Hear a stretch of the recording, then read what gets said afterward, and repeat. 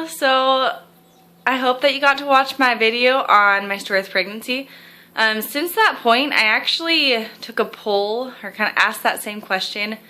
I told about how I stayed a very long time in the hospital at the end because they were worried, you know, my insulin needs decreased at the end. And I asked on a forum to type 1 diabetic moms, you know, if anyone else had a similar experience where they had their insulin needs decreased at the end. And a lot actually said that they did, and that's a really normal part. And so, you know what, I wonder if next time, if I will just, you know, trust that if I've had great blood sugar and if the baby looks great in all of the ultrasounds and NSTs, that it'll be okay. So anyway, I thought that was informative, just to know that a lot had their insulin needs decreased quite a bit at the end.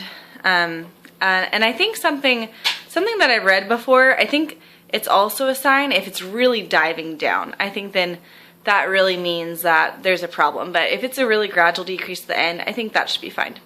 Anyway, so I just had a random thought on that. And the other thing I wanted to talk about was with labor and delivery. So they were going to let me keep my pump on and let me manage it myself, just because I've had diabetes for a long time and I'm really used to it.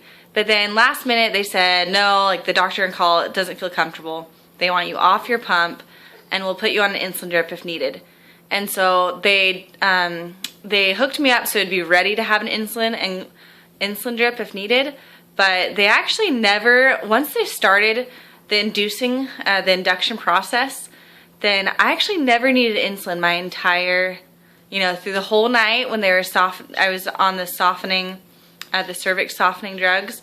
And then in the morning with the Pitocin, my blood sugars were amazing. They were seriously 90, stable with no insulin all night long and half the day, through the delivery process. So I thought that was really cool.